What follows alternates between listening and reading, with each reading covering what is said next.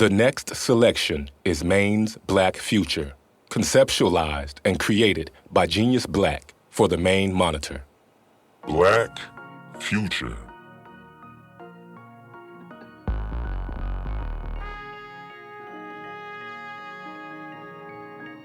My name is Genius Black. And I'm Lisa Jones. And you are listening to Maine's Black Future. More from Genius and Lisa in a moment. But now, a story from Maine's unique Black history.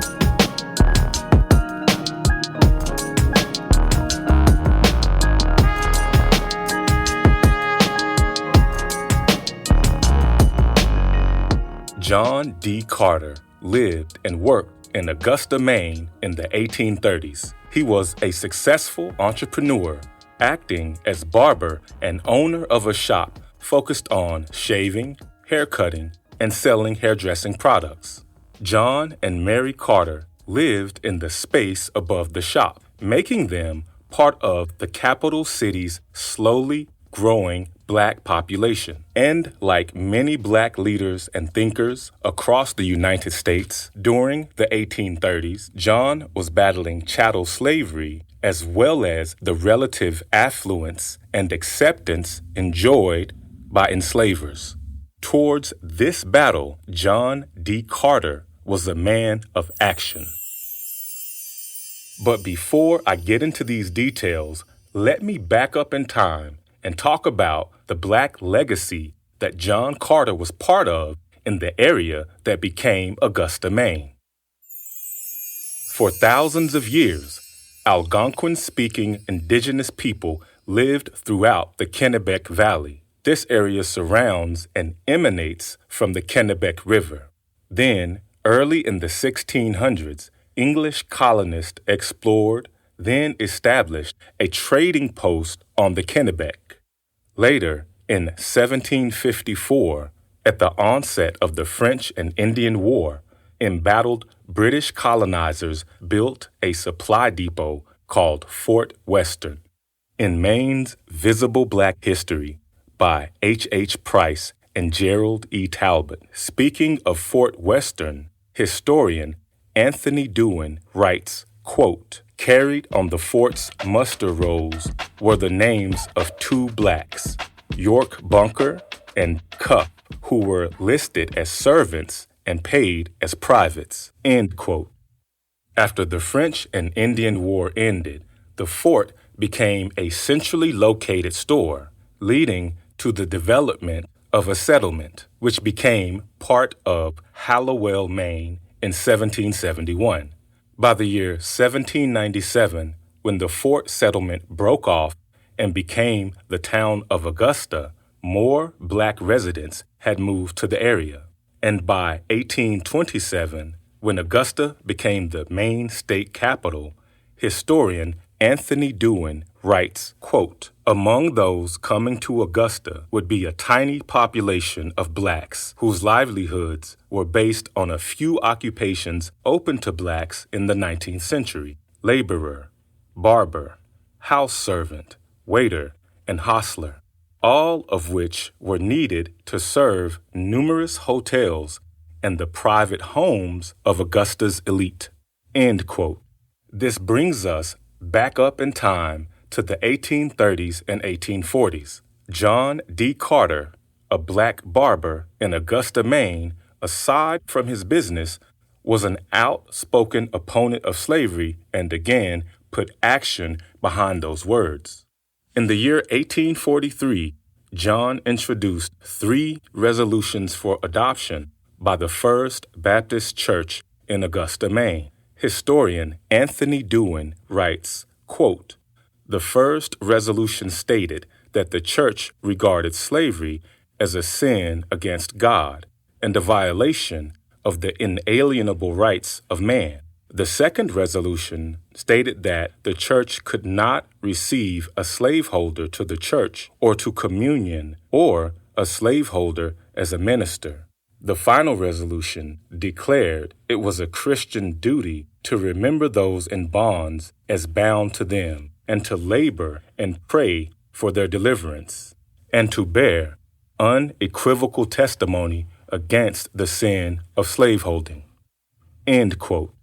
John's actions gained some motion, but none of the resolutions were adopted immediately. Later, the first resolution was adopted, and the latter two were pushed off for discussion. And after multiple efforts, including proposing another new resolution, the First Baptist Church remained divided, not ideologically against slavery, but in the actions they were committed to against slavery. So, in 1844, supporters of John Carter's resolutions split off, creating Augusta's Second Baptist Church, as it was aptly named. The multiple churches carried on in their differences before coming back together in the year 1849. This was, unfortunately, after the death of John D. Carter, who passed away as a business leader and while standing on church business and against slavery. He passed away on July 17th of 1844. John Carter was an early Augusta, Maine activist and an inspirational leader who teaches us not to back down from white supremacist powers and their mechanisms of control. Think about that as you consider Maine's unique Black history and as we create Maine's Black future.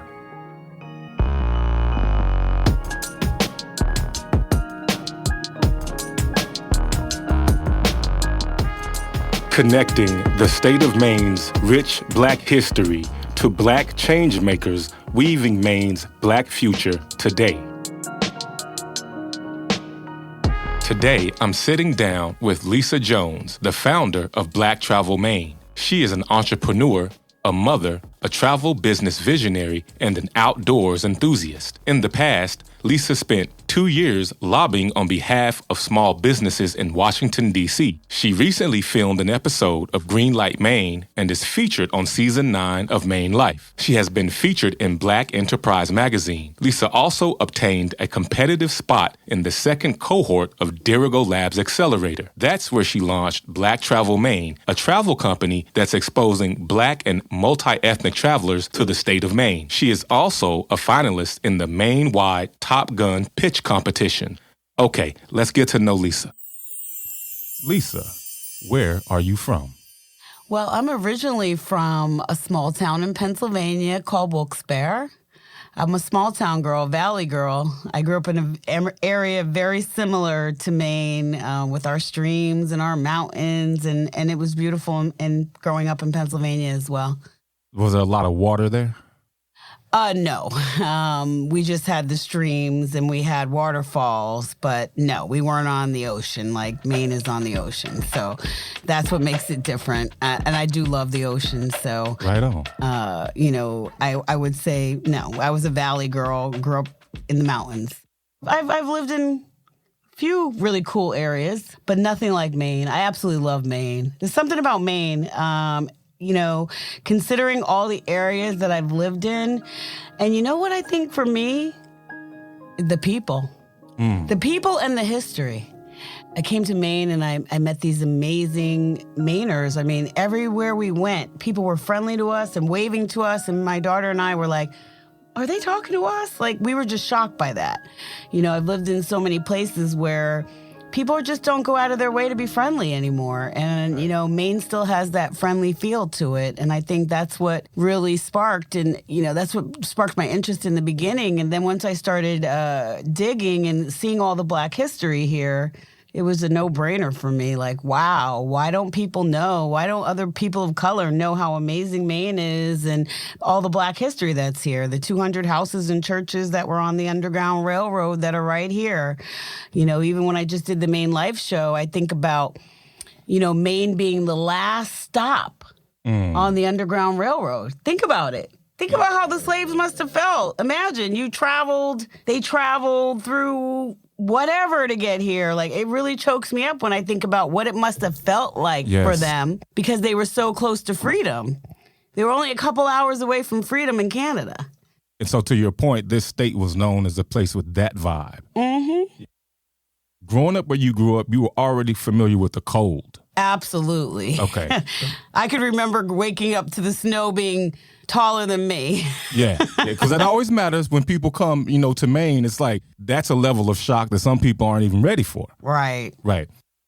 And sometimes we'd fall through the ice, just walking on the streams and the creeks. Oh, see, I'm from Texas. That's crazy to me. But you obviously are here and safe. Did you learn lessons from falling in the ice? Yeah, I knew not to stand on ice unless it's really thick. I mean, so to go ice fishing now is like wild. The Maine is, ice fishing, and, you got to know how thick that ice is. Yeah. So, yes, I had that experience of falling through at a young age. Oh, so if Lisa says to y'all, you're on thin ice, you should listen. Absolutely.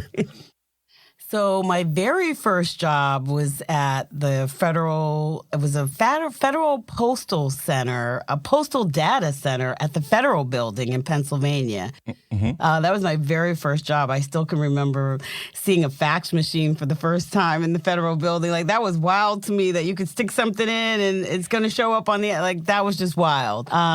So that was back in, I want to say 1989, 88, somewhere around there. Okay. And I thought I was going to have, back then to have a federal job was huge. Right. And so I thought I'd end up being a federal employee for the rest of my life. But it just turned out that I applied for a job with American Airlines. Yeah, so tell me how this occurred, because I understand there's a little bit of a story to getting to American Airlines. Yeah. So basically, my girlfriend went to travel school. Back then, they would have a lot of hospitality programs. I know USM has hospitality programs here in Maine, but back then there were like a lot of hospitality schools and travel agency type training schools. And a friend of mine went to a 2-year school, and she was 2 years older than me, and she was placed in a job with American Airlines.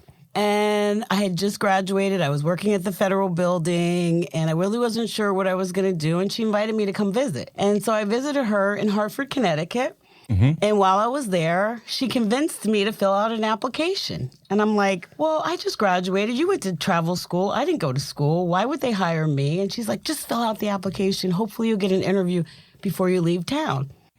Well, they called me in for an interview before I left. 3 people interviewed me.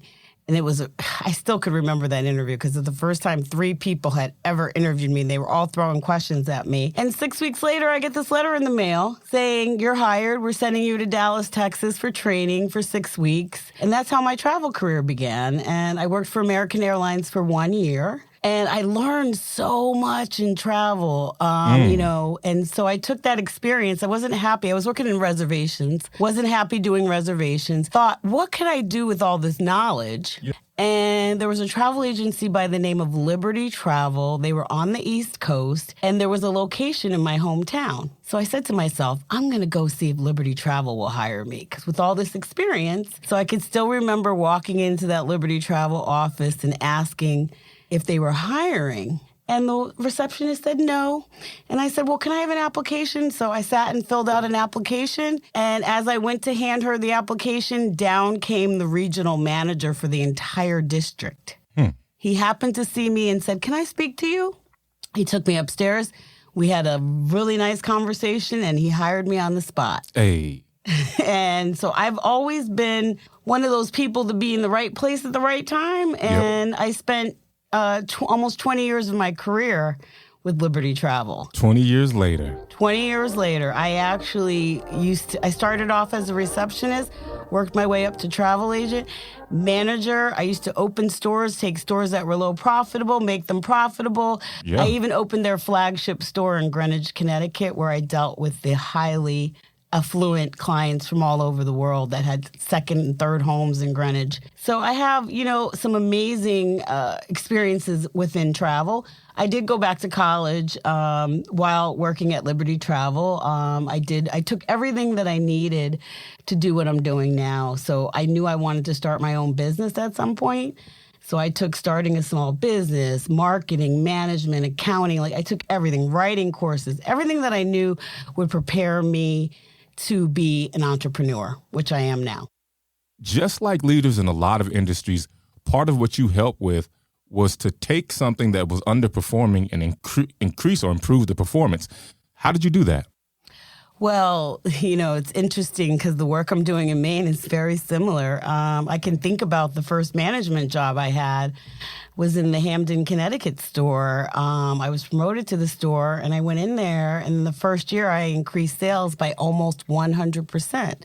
And when the owner came to me and asked me how I increased sales by 100%, you know what I told him? What? By going after the Black consumers and treating them well. That was it. They were Blacks that came into the store, but they were being offered the low-end hotels. Back then, it was the Motel 6s, and, they just didn't think Black people had money to travel. And so my first meeting with my team was, hey, we're going to service everybody, and we're going to treat everybody the same, and we're going to offer the Black clients the Hyatts and the Ritz-Carltons and all the high-end hotels, just like you offer everyone else. Just the same. And really, that's honestly how I increased sales, was just going after business that they were not getting. And it's the same thing happening here in Maine. 9 out of 10 visitors to Maine are white. Mm-hmm. Why is that? Because Blacks aren't being marketed to. If we were being marketed to, you'd be getting more Black people coming and spending their money and enjoying Maine. And wouldn't that help Maine's economy and Maine's tax base? Yes, and it does. 100%. One of the phrases that you mentioned to me when I was kind of asking you about working and getting into the career of travel is that you've always been a worker. But you were taking what, accelerated classes? Yes. So basically, I took my classes in the summers, at night, on the weekends, and when colleges were on break, I would go in and take those quick accelerated courses where you'd get your 4 credits in 6 weeks. Right. And that's where I focused my education. And, I needed to build skills. And so I had to do it where I could because I was working full time. I went to school that way. And I still think that was a good way to go. I even tell my daughter, I look at, I didn't have all the debt that a lot of people come out of school with because I paid for my debt as I went along. That's huge.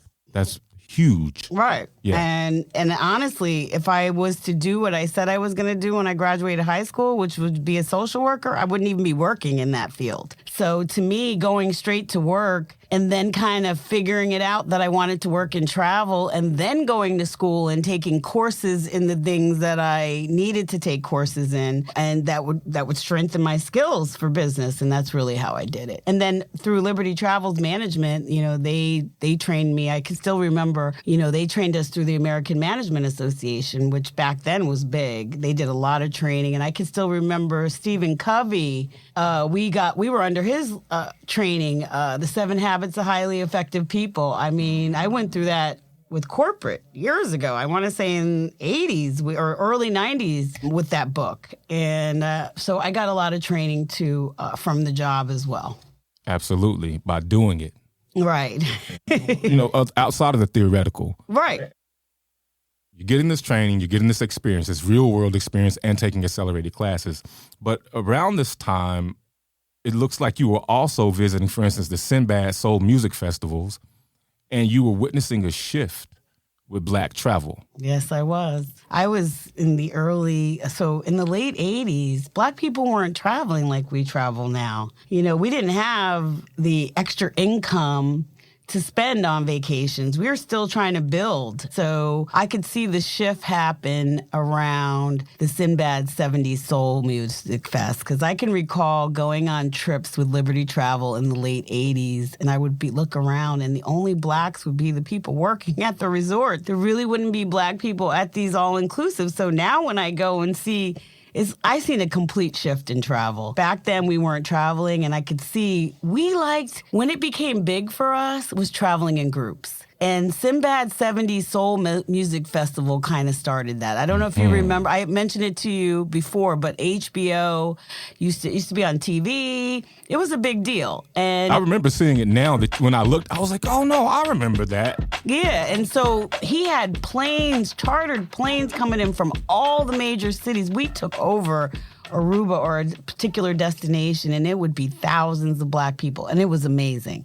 And it would be our own music, it'd be our own parties. And I think that that's really what started the explosion in travel for us, were some of those types of events. Because, you know, we want to go, I don't know, we like that group thing. We want to go when we want to feel comfortable. And I think early on in the resorts, because there wasn't many of us there, like, traveling in the group was very important. And that's why I feel like even for the Maine market, traveling in a group right now is going to be what's going to be appealing to most people of color. Because believe it or not, a lot of them don't feel safe coming to Maine. That's the response I get from a lot of people.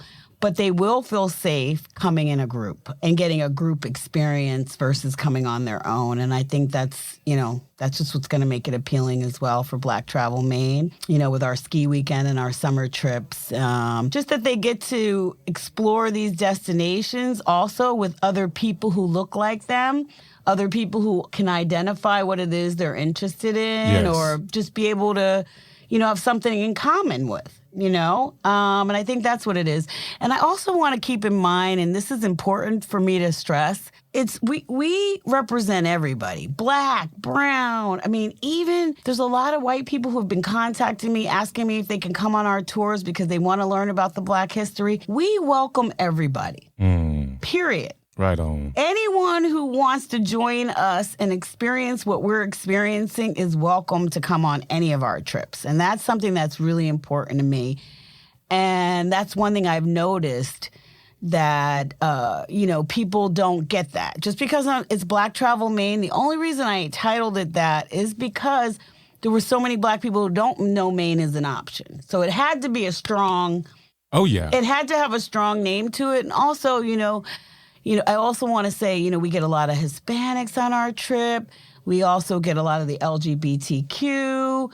I mean, I'm a melting pot, and you know, and that's what I want Black Travel Maine to be for everybody and anybody who wants to experience Maine in a unique, cool way. Yes. And learn about Maine's Black history and have fun at the same time. Because as you know, you attended one of my events. One of the big things for me is also fun.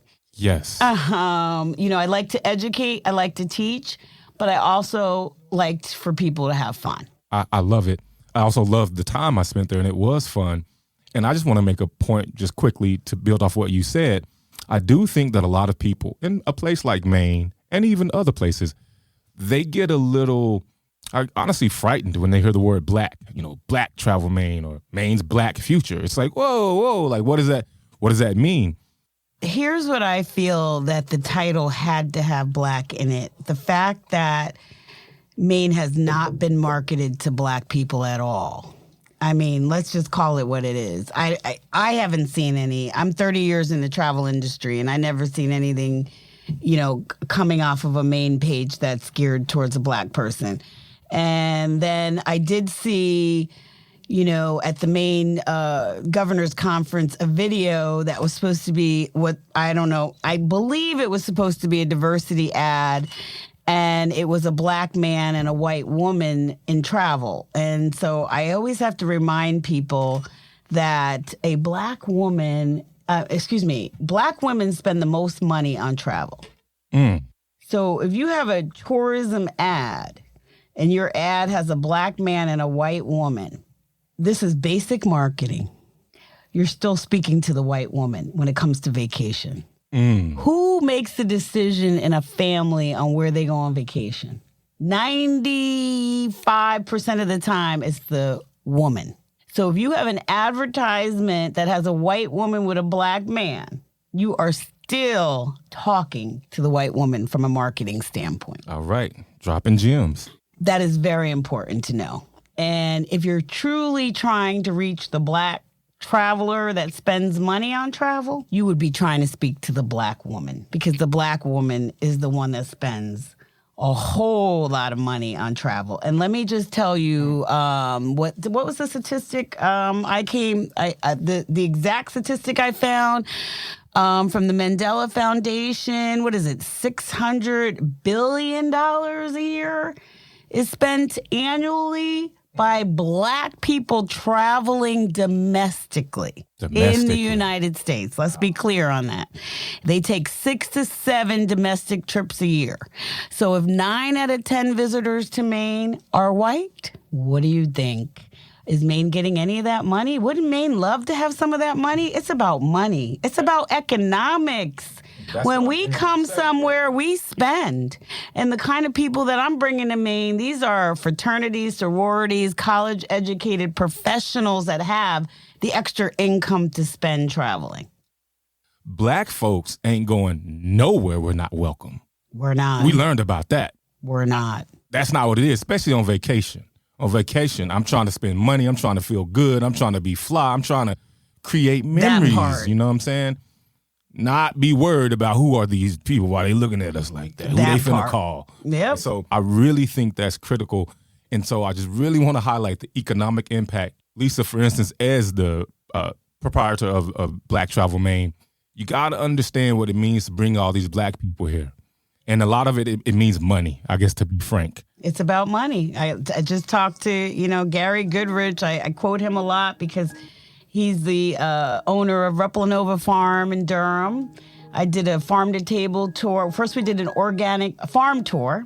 And then from there, we had a farm-to-table dinner at the Freeport Bar and Oyster Grill. And so the products from his farm went there. But the part that you need to understand, he was so excited because he said that particular day we increased his normal Saturday business, which would be a normal busy day for him anyway, by 50%.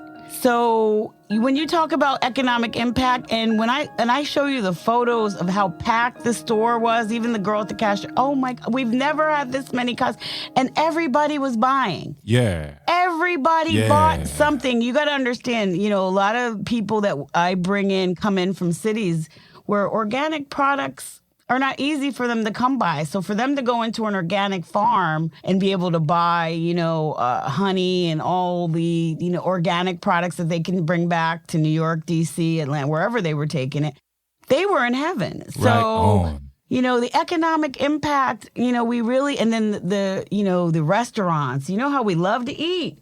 You saw how they spent money at Boone's? Real spending. Yeah. Real talk. Did anybody worry about what an item costs on that menu? Oh, they were looking for things that look good, taste good. Wait, is this like Maine? For real, it was on purpose. Spending money wasn't a problem. It was part of the goal to create certain memories. Yeah. Y'all hear us referencing me being on one of these amazing expeditions throughout Maine. I did it was an opportunity for me to work with a travel group with Black Travel Maine, and I loved it. And one of the things we did do, we're in Maine. For instance, we happened to walk through Portland, and it was so cool to be walking down Congress Street, and I'm just kind of dropping some knowledge about the VIA agency building that they're in and some of these other things and some of the history. And they were like, man, this is so cool. And I was like, that's right. Maine, first of all, it is cool. There's amazing history here. But I loved that they appreciated someone who was familiar and could just guide them, right? The whole time we was walking to go eat because, we be hungry. Mm-hmm. And when we went to Boone's, which is, again, I think right off the Old Port, in Portland, shout out Boone's. Shout out to Boone's. They were one of our first supporters. They supported our summer tour. So we made sure when we came back in January that we supported them again. We're supporting everyone who supports us. See, I love it. And I mean, y'all got to understand, we in there like 6, 7 tables deep, or however you want to think about it. I'm taking photos of people, but what was so cool for me is all the questions about Maine and all the amazing food that we ate. But what y'all don't know is that, and anyone who's been in Maine kind of the beginning of the year in 2024, you might remember there's a lot of flooding, a lot of wind, a lot of crazy weather in southern Maine, including in Portland. I remember literally watching, oh my gosh, last night there was this crazy flood. And I look on Instagram and there's a canoe going down one of those side streets. I'm talking about a street that don't supposed to have water on it, y'all, is what I'm trying to get you to understand. In Maine, we deal with the weather as it comes because we're rugged. Fact is, though, most of those on the little strip of all the restaurants down there was shut down for that day. They had them water pumps. That's what was going on. We went and was like, man, but I thought Boone's was open. Once we saw that it was, we went in there. And you just got to think, right, on a weekend when a lot of things are shut down just because of the weather. That's just how it be sometimes. We went in there, spent good money, had good fun, and made real memories. And they gave us excellent service, and the food was really amazing. So I'm just saying, it might be fun and vacation, but there's economic impact directly attached to what we're talking about. Absolutely. And that's the part I'm trying to get everybody to see. And the more we expand on Black Travel Maine, all it's going to do is help Maine's economy. That's the bottom line. It's the conference I learned that about $3,000 a year people get credited on their taxes towards tourism, what brings in. So imagine getting $6,000. Let's double that. Let's get more tourism in here. And the great thing is that was in January. That was when a lot of people get laid off in Maine.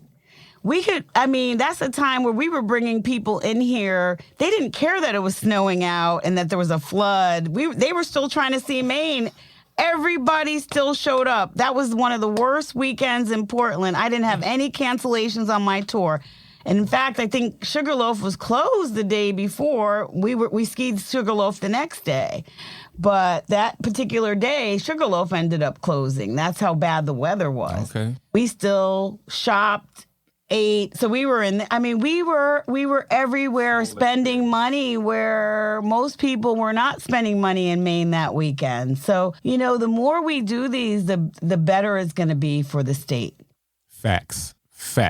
For some of the listeners, this will be the first time they've heard about Black Travel Maine or just heard about you, right? And you were awesome even before Black Travel Maine. Thank you. One of the things that I do want to talk about as people witness what you've been able to do and what you strive for and achieve, talk to me a little bit about just how people have honored you or just witnessed and then honored you or awarded you for some of the work that you've put in. So let's start with Maine. I came in here, I applied for an accelerator program through Colby College. It's funded through Colby, but it's called Dirigo Labs.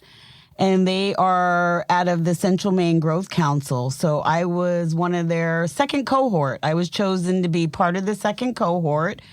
And that's how Black Travel Maine got started. Then this year I was chosen to be in Top Gun. I'm a finalist in Top Gun, which is another statewide program for entrepreneurs. And they also awarded me with the DEI scholarship this year for that. Well, hold on. I was going to say Top Gun is also a competition. Yes, it's a competition. And so was Dirigo Labs. I competed as well for $25,000. Top Gun, they give us business mentors. Dirigo Labs gives mentors as well. It was just an amazing program. Top Gun I'm not finished with. Okay. I also just filmed an episode of Green Light. So that's another competition I was chosen for. And so that'll be airing soon. And then I would probably say that my biggest, in my opinion, was when I was chosen to lobby in Washington, D.C. I lobbied in Washington, D.C. under actually the Trump administration for 2 years. Mm-hmm. I did. I was on the government relations team for PayPal.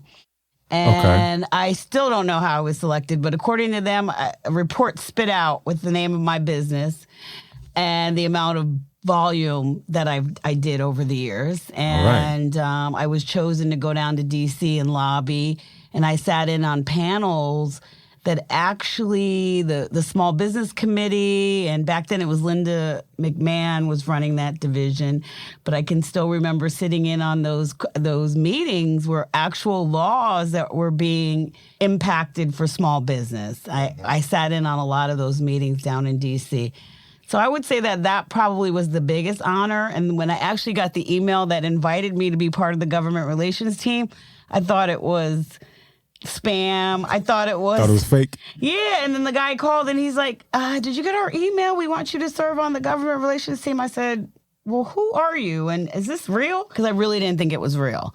So that, I have to tell you, was one of my most amazing experiences, just being down there lobbying with, going to meet with Congress and senators. It was just amazing. Just go in and have those meetings about what was going on. At that time, we were lobbying against the internet tax, because I was a digital business. Okay. So they were talking about potentially having, which we don't have yet, an internet tax. Think about how that would impact all of our businesses for people who do business digitally. Absolutely. So that was a really cool experience, and I did that for 2 years.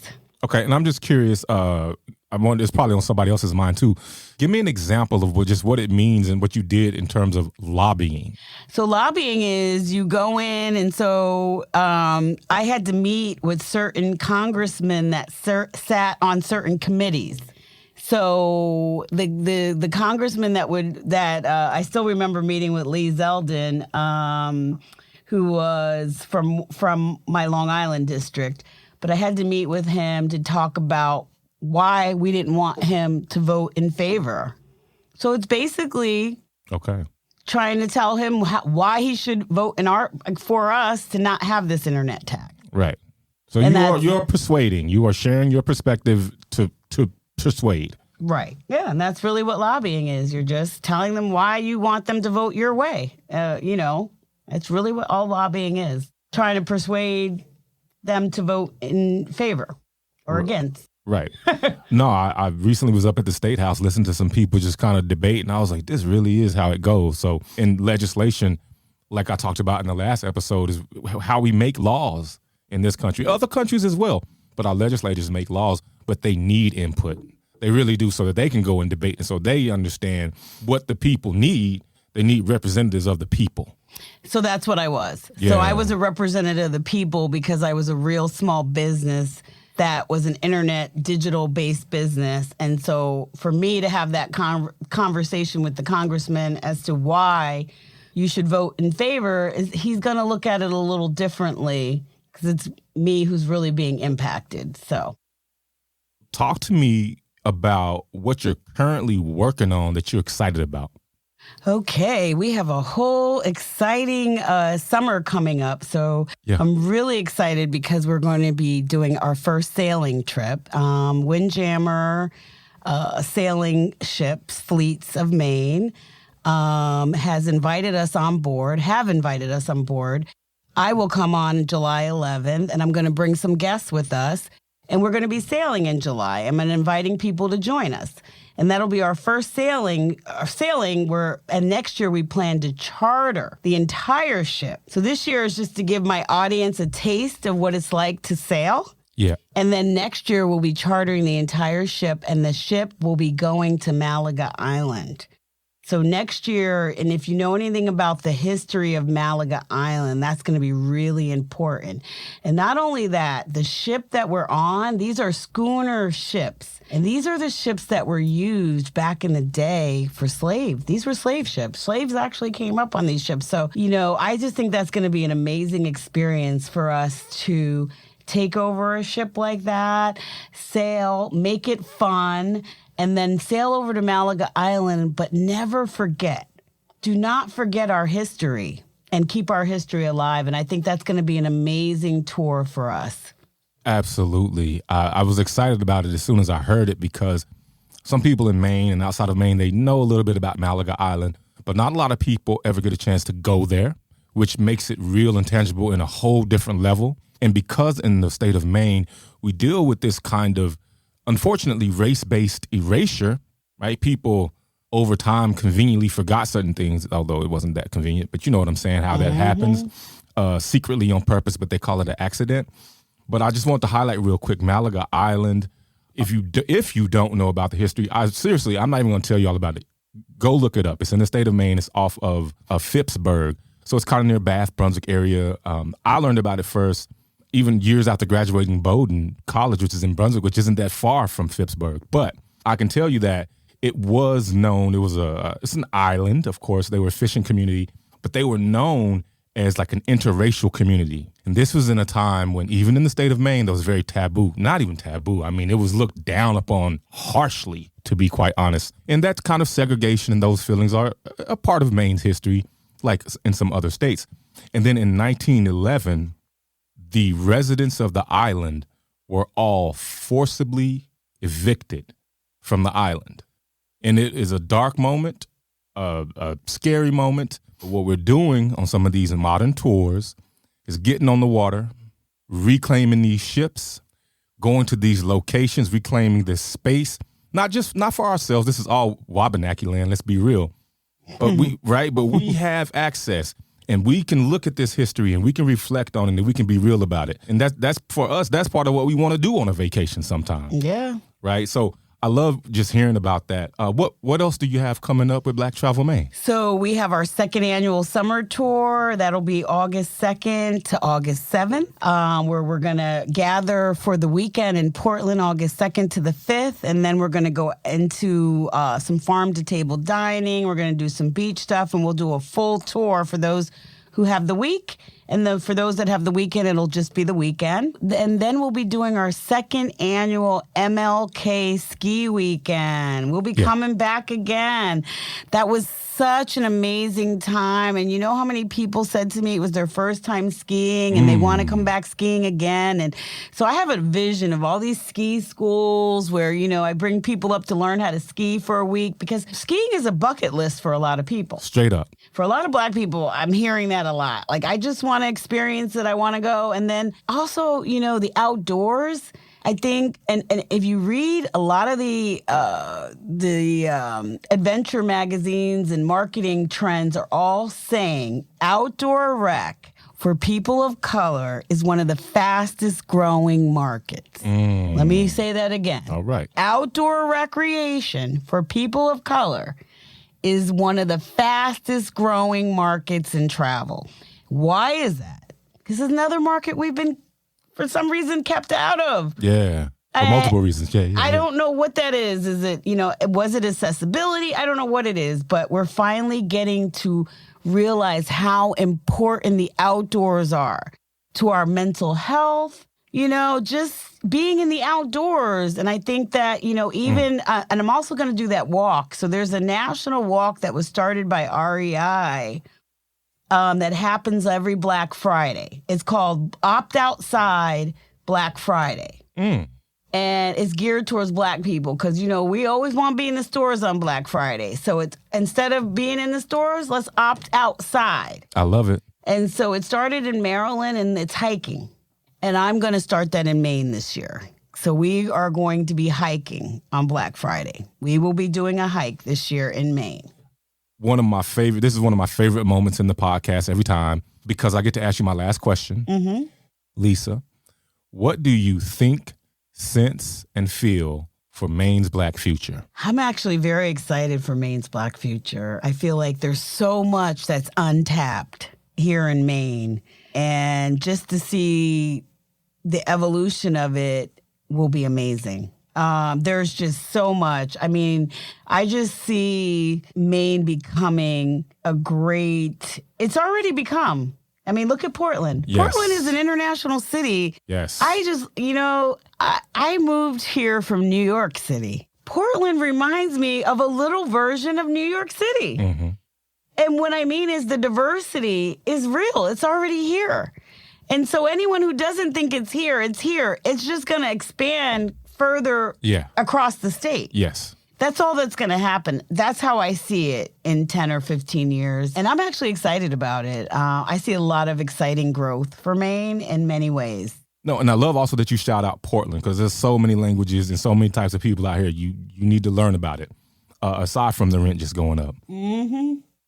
OMG. They are trying to erase our history.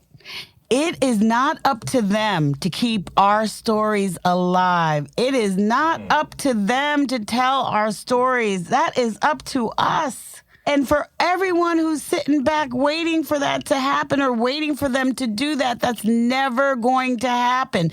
And secondly, we don't even want them to tell our stories. Yes. We need to be telling our stories.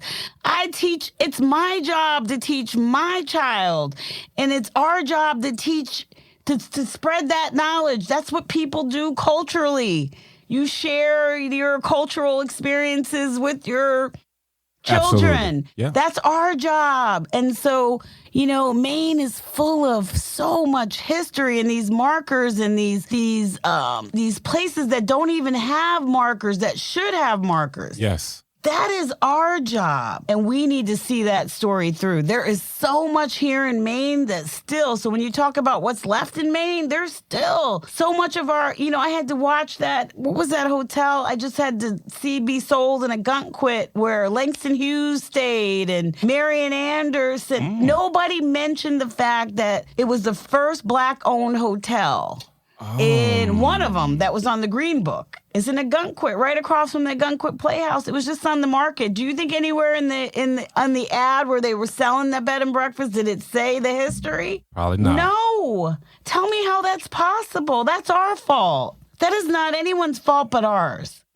So, I don't know why God placed me here, but I feel like I'm here for a reason in Maine. And maybe it is because there is so much history here that's not being told. And, and it's our job, Genius. You're a media. We've got to get this information out. And there's so much of it to get out. I'm with you. I'm working on it. We working on it. Mm-hmm. But I do think that it was important for you to shout that out. Our narrative, our story is ours. It is. And we got to be the primary sharers and shapers, right? We want everybody to know and to take part. We have to take lead. Yeah, well, somebody just recently said to me about, nothing against, I feel like it should be us telling our own stories. Who's going to tell? It's like when I went to South Africa and I'm on a tour, I see another tour people on a tour guide with a white guy telling them about apartheid. Come on. Are you really going to get the real version of apartheid from the oppressor? I'm sorry. It's a problem. You want to know the real story. You have to hear it from the real people who, ancestors, whoever experienced it. Those are the people that need to be telling those stories. I couldn't agree more. I would invite y'all to check the show notes so you can learn more about what Lisa is working on and her company and organization. Also, you'll learn a little bit about what Genius Black has been working on. I also just want to express to you that I appreciate you coming and spending this time with me today. We happen to be in Portland, hanging out in the studio, and just being real and sharing your story as well as where we know Maine is going. Absolutely. Thank you for having me. I'm so appreciative that you even took the time to speak with me. So thank you. Absolutely. Glad to do it. And to the audience, remember, you have been listening to Maine's Black Future.